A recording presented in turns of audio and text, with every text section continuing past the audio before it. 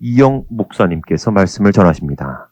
지난주에 이어서 오늘도 계시록 17장에서 큰 음녀라고 불리우는 로마 교회의 타락과 오류에 관하여 몇 가지 더 보기로 하겠습니다. 지혜로운 뜻이 여기 있으니 그 일곱 머리는 여자가 앉은 일곱 산이요 또 일곱 왕이라. 아멘. 교회의 모범과 교회 생활의 본은 사도행전에 기록된 초대교회였습니다. 그리고 초대교회의 특징은 첫째, 전적으로 성령이 역사하시는 교회였으며, 둘째, 당시 성도들은 너무나 순수하고 단순하며 주님을 향하여 절대적이었습니다. 그러나 로마에까지 전파되었던 기독교는 거기에서 다른 종교들과 만나 섞임으로써 혼합 종교인 로마 교회가 발생하게 되었던 것입니다. 그리고는 6세기 말 이후 로마 교회는 이제 자기들이 정통 기독교라고 자처하고 기독교를 대표한다면서도 한편으로는 참 그리스도인들을 계속 죽임으로써 중세 천년간 기독교를 말살시켜 버렸습니다. 그러나 주님을 찬양합시다. 그분은 강한 종 마르틴 루터를 일으키셔서 로마 교회로부터 기독교를 회복하고 개혁하게 하신 것입니다. 1517년 종교개혁 당시 마르틴 루터는 로마 교회의 신부였습니다. 그러므로 그는 누구보다도 로마 교회의 실상을 상세히 알고 있었습니다. 성경을 읽던 중 루터는 말씀에서 벗어난 로마 교회의 오류를 계속 발견해 나가다가 마침내 95개 조항을 내걸고 종교개혁을 시작한 것입니다. 그러자 로마 교회는 루터를 이단자요 배신자로 낙인 찍고 수차례 죽이려 했지만 주님의 도우심으로 그는 무사히 사역을 감당할 수 있었습니다. 그러면 루터가 종교개혁할 때 가장 먼저 내세웠던 진리는 무엇이었을까요? 그것은 이신덕의, 즉 예수 그리스도를 믿음으로써만이 구원받을 수 있다는 것이었습니다. 왜냐하면 당시나 지금이나 로마 교회에서는 예수 그리스도를 믿음으로써 구원받는다는 진리를 부정하고 구원의 다른 길, 즉 틀린 길을 제시하고 있기 때문이었습니다. 사람이 구원받을 수 있는 길은 오직 예수 그리스도를 믿는 것 외에는 없는 것입니다. 사람이 의롭게 되는 것은 행위에서 난 것이 아니오 오직 예수 그리스도를 믿음으로 말미암느니라. 아멘. 그러나 로마 교회에는 예수 그리스도 외에 높아진 마리아 등 다른 이름들이 많이 있습니다. 그리고 믿음 외에 다른 구원의 잘못된 길, 즉 공덕을 쌓음으로써 구원을 받을 수 있다느니 심지어 구원받지 못하고 죽은 사람을 위해서도 미사와 기도와 헌금을 드리면 그가 구원받을 수 있다고 주장하면서 죽은 사람을 위해서도 기도하고 있습니다. 예수 그리스도 외에 구원의 길이 있다면 그분이 왜 이 땅에 오셨으며 그리고 왜 십자가에서 죽으셨겠습니까? 여기서 로마 교회의 구원관을 요약해보면 첫째, 믿음만으로는 구원받을 수 없다. 둘째, 구원은 로마 교회의 세례를 통하여 온다. 셋째, 믿지 않고 죽은 사람도 구원받을 수 있다는 것입니다. 이를 위하여 그들은 1190년 이후 면죄부라는 속죄부를 만들어 죽은 사람의 영혼 구원을 위하여 팔았습니다. 한편 사람은 회개하고 예수 그리스도를 믿음으로써 그분의 십자가의 피로 사함받고 의롭게 되는 것입니다. 그러나 로마 교회에서는 예수 그리스도의 피가 아니라 신부에게 고백 성사함으로써 신부가 죄를 사해준다고 믿고 있습니다. 찬송가 184장을 보겠습니다. 나의 죄를 씻기는 예수의 피밖에 없네. 다시 성케하기도 예수의 피밖에 없네. 나를 정케하기는 예수의 피밖에 없네. 나는 공로 없도다. 예수의 피밖에 없네. 아멘. 에베소서 1장 7절에서도 우리가 그리스도의 피로 구속 곧 죄사함을 받았다고 하셨습니다.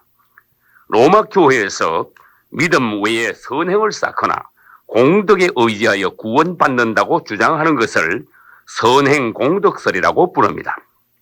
예수 그리스도의 이름과 그분의 십자가의 피 공로를 흐리게 만드는 것은 사탄의 이단설입니다.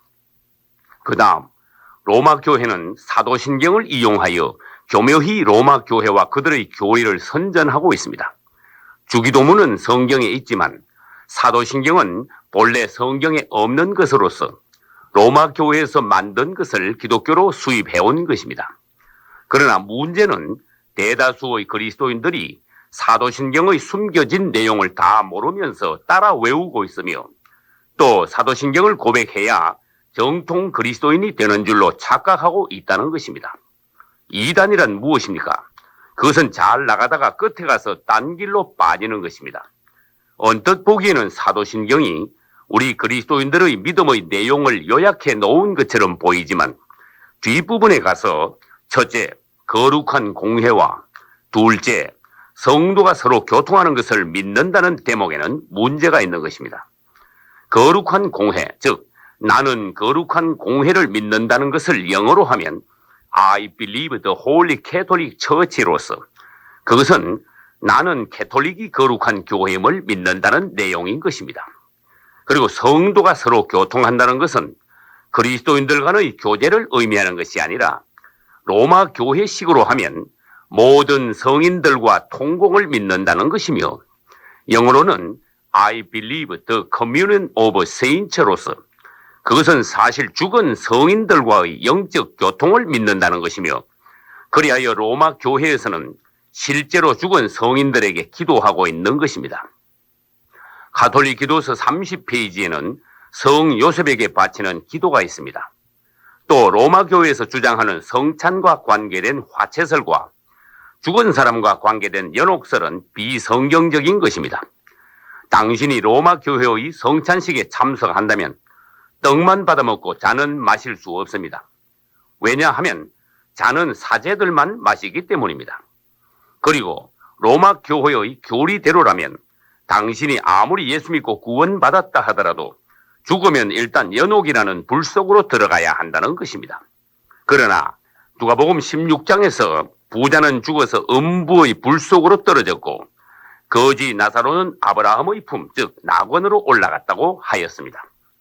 그리고 로마 교회에서는 주일 성수를 강조하지 않고 11조도 없으며 대신 각자 형편대로 정한 교무금이라는 것을 내고 있습니다. 구약에서 안식일을 거룩하게 지켰다면 신약에서는 그리스도께서 부활하신 날을 기념하여 초대 교회 때부터 주일을 거룩히 지키고 있습니다. 그리고 11조는 반드시 드려야 할 의무금이며 감사헌금은 내가 감동하여 자발적으로 드리는 낙헌 예물인 것입니다. 사람이 어찌 하나님의 것을 도적질하겠느냐? 이는 곧 11조와 헌물이라. 너희 곧 온 나라가 나의 것을 도적질하였으므로 너희가 저주를 받았느니라. 아멘. 또 로마 교회에서는 제사를 허용하면서 술과 담배를 금하지 않고 있는데 성경에서는 이방인들이 제사하는 것은 귀신에게 하는 것이라고 하셨으며 술 취하지 말라. 심지어 술은 보지도 말라고 하셨습니다. 여기서 술과 담배의 해로운 점은 첫째, 숨어서 해야 하므로 양심의 가책을 받아서 믿음의 타격을 받게 됩니다. 둘째, 술과 담배로 쓰는 돈은 마귀에게 갖다 바치는 것입니다. 셋째, 술과 담배는 건강을 망치고 정신을 황폐케 합니다. 그 외에 로마 교회는 침례를 세례로 바꾸어 놓았고 성경에도 없는 유아 세례를 발명해 냈습니다. 또 이방 종교에서 가져온 절기와 용어와 조직들을 기독교 내에다 섞어 놓았습니다. 여기서 마태복음 13장 33절을 다시 읽어보겠습니다.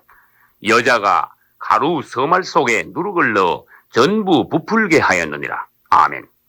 성경의 말씀대로 신앙생활을 하는 것은 누룩 넣지 않은 딱딱한 빵을 먹는 것처럼 어렵습니다. 사탄은 그것을 이용하여 말씀에 누룩을 넣어 부드러운 빵처럼 만들어 사람들에게 먹임으로써 적당히 수월하게 신앙생활을 하게 만들어 놓지만 거기에 구원은 없는 것입니다. 오늘날 우리가 로마 교회로부터 온 것들을 하나씩 버려나가는 것이 누룩을 제하는 것이며 그것이 진정 제2의 종교개혁인 것입니다. 나는 주님을 믿습니다. 아멘.